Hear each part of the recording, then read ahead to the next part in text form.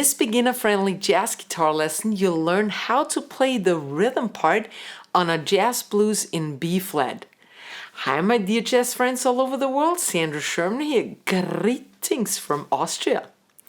You'll learn all the great jazz guitar chords and rhythm you need to play over 2 choruses of a jazz blues in B flat.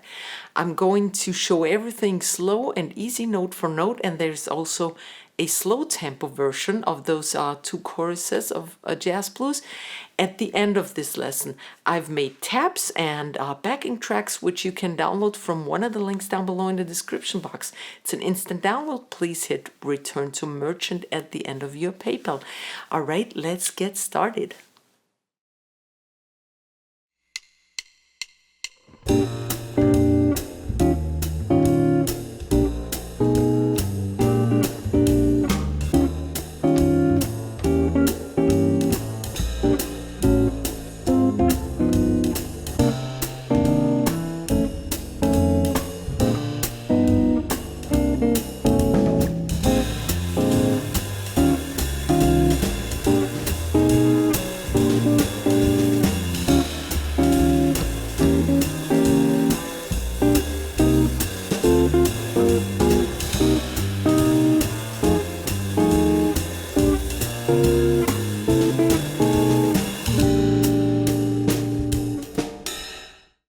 All right, before we get started, let's take a quick look at the basic jazz blues progression, because it's quite different from what you may know from the basic rock blues progression or blues progression.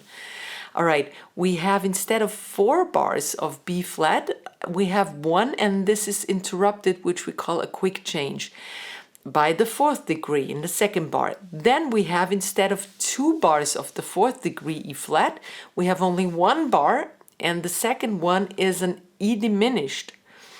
Then we, instead of having 2 bars of B flat, we only have 1, and then, and this is now starts the typical jazz thing, we have the 6th degree, okay? And it's an altered chord. Then we have a 2-5-1 chord progression, and that's the minor, C minor to F7. We don't have that in the regular blues at all, but in the jazz blues we have a minor chord, the 2nd degree, going to the 5th, and then we have the same thing, half bar, 1-6-2-5. This is called a jazz turnaround, 1-6-2-5, B flat 7, G7, C minor 7, F7, brings us back to the 1st degree B flat.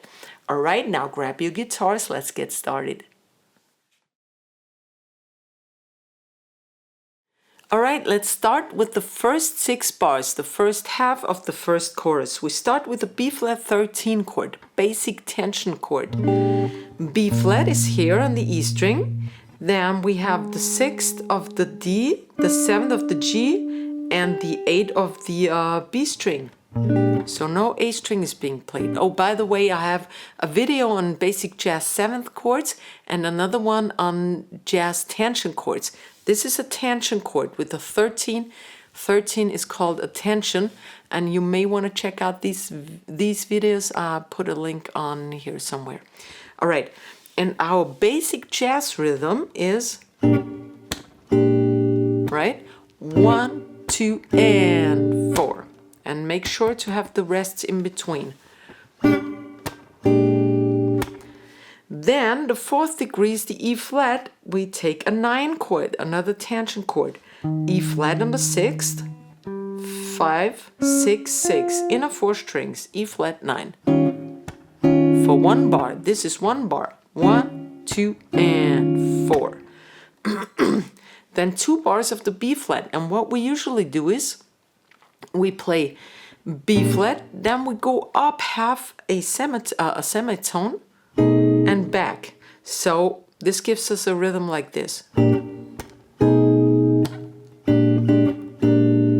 All right, first bar is just normal, rhythm-wise, but we go up here. Then I go back, and the second strum or plucking the strings is just the 3 upper tones.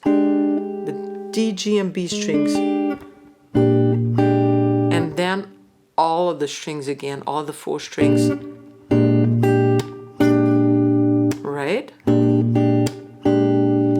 Okay, now to the E flat 9 again, 4th degree of the scale, 6, 5, 6, 6. And now it's the E diminished. E is here on the 7, 8, 6, 8. So you move your middle finger one to the right and rearrange your fingers. And we make a little break again. The break is always this with the 2 in the beginning. First all of the 4 strings, then just the D, G, and B strings. Can you see that actually? Alright, and here are the first 6 bars at slow tempo. 1, 2, 3, 4.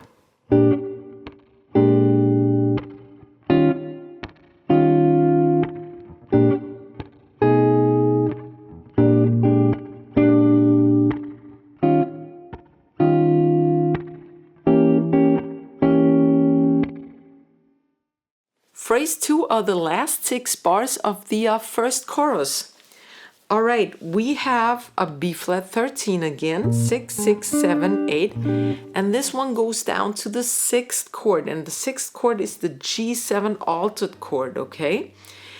And that's this guy, the 3rd of the E, the 3rd of the D, 4 and 4.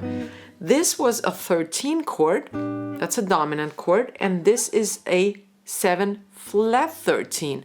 So here's the 13, and by flattening it, we make it a flat 13. You could also say G7 sharp 5. A sharp 5 and a flat 13 are basically the same thing, right? And now the cool thing is we can do a descending motion, movement, you call it, I think, down to the G, half bar wise. That goes like this. And I also changed the rhythm a bit. 1 and 3, I play A13, going down, 1 to the left. A flat 13, I play a break. So my right hand plays all the strings, all the 4, and then just the upper 3. And now I'm at G7 flat 13. 1 and 3. So we'll have a little rhythm variation. Now it's the cadence, 2, 5, 1, C minor 9. I move that cluster. See, you can always leave these 2 fingers for most of the time. Now you move it down to, we have 3, 1, 3, 3 of the inner 4 strings. C minor 9, right? I play that 1 bar. Then we have an F7 flat 13, and that's the same chord we had at the G, but from the F. 1, 1, 2, 2. Right? This was G and this is F. F7 flat 13, or F altered chord. It belongs to the altered family. And now we have the turnaround, and that's actually the same 4 chords we just played, but half bars. And the thing is, I'm not going back to the B flat because that's B flat, G, C minor, F. Those were the last 4 bars, but I don't want to jump up here. I have another B flat down here. So I play the B flat 9 first, open D, first and first of G and B strings. You can also play it like this, but I prefer to play it the way I would usually play a 9 chord, and that's like, you know, the same we had on E flat. So I just play it this way. Don't switch my fingers. All right, B flat. The second chord of the last 4 chords was that G7 flat 13. C minor 9 is next. F7 flat 13 is next. See how I moved that cluster of these 2 fingers? So,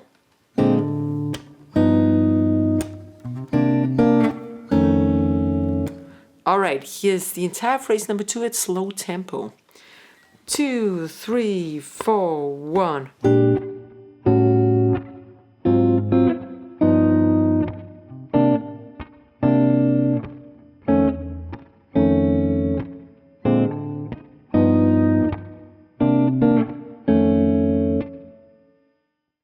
Welcome to the second chorus, and the first 6 bars are identical, with the difference that we don't start from here because we landed here. So the first bar is down here, that B flat 9 chord, and the second bar is the same as in the first chorus, E flat 9.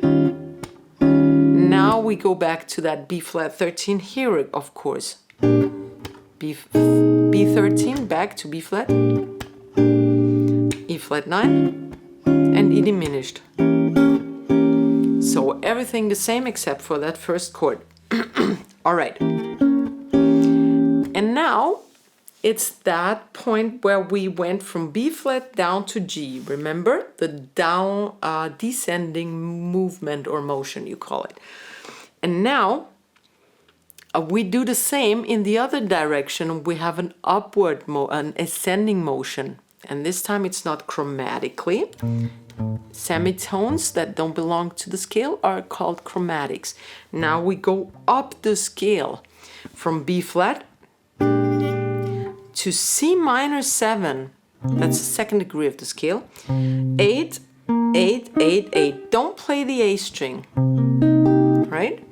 And the rhythm is again 1 and 3, like in the down descending. You don't have to do that. It's just a suggestion, you know, so you get a diverse rhythm.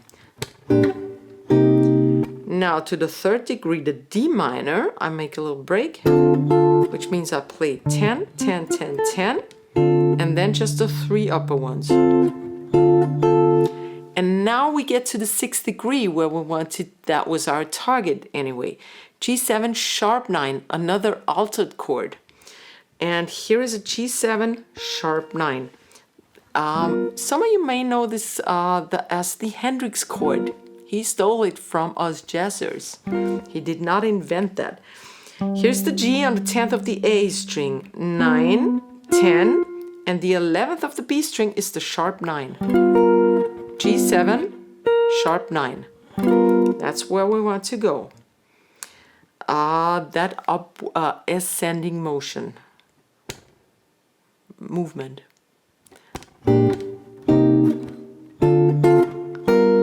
And now I want to have a flat 9 too. You could leave it here, but I lift my pinky, I bar that 9th fret, yes, 9th fret, and what I get is the flat 9. Now I have a sharp 9, G7 sharp 9, and a G7 flat 9. That's cool.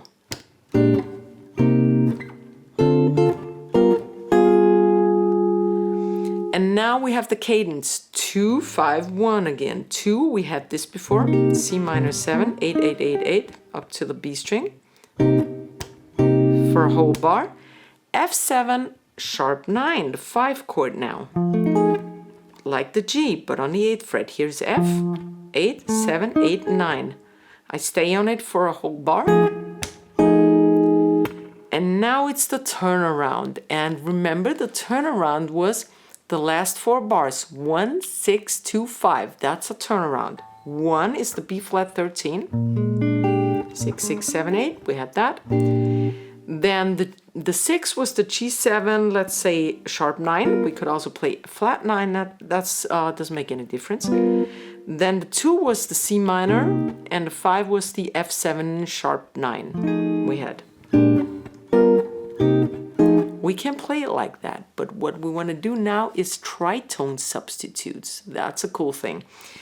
Look what happens when I go from here to the G7 sharp 9, and I replace the root, the G, I replace it with a tritone. A tritone is always one to the left, the next string below or up. It doesn't matter because it's a symmetrical interval. So the G becomes a D flat, right? So I change only the root. The G becomes the D flat, and the rest remains the same. And look what this has become now. I just rearranged my fingers. This now has become a D flat 13. It's the same chord, just the root has changed, and those are interchangeable. That's a tritone substitute. And now what I have to do, it gives me a smoother bass. I can move up here.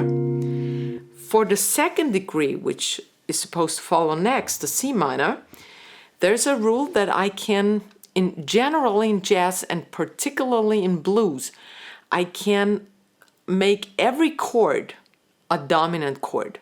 So instead of the C minor 7 chord, I play a C dominant chord, and I have a C13 chord right next. And now, the last chord was the 5 chord, remember, F7 sharp 9. Again, I do a tritone substitute. I only do tritone substitutes on dominant chords, and they become dominant chords again. An altered chord becomes an unaltered chord, and vice versa. So F7 sharp 9, I change the root. F goes, and B is here. I rearrange my fingers. That's the B13. And what I have what I got now is that's 7, 7, 8, 9. And now I have a smooth bass. Instead of 1, 6, 2, 5, 1, I go. That's so cool.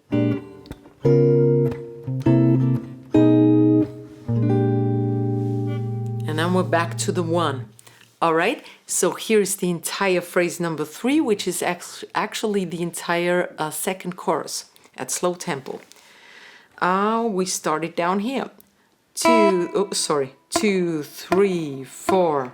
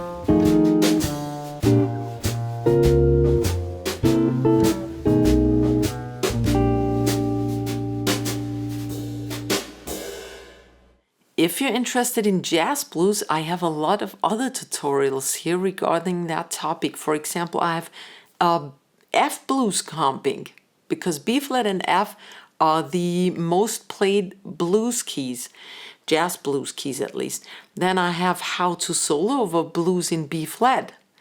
I have minor blues comping and walking bass for minor blues.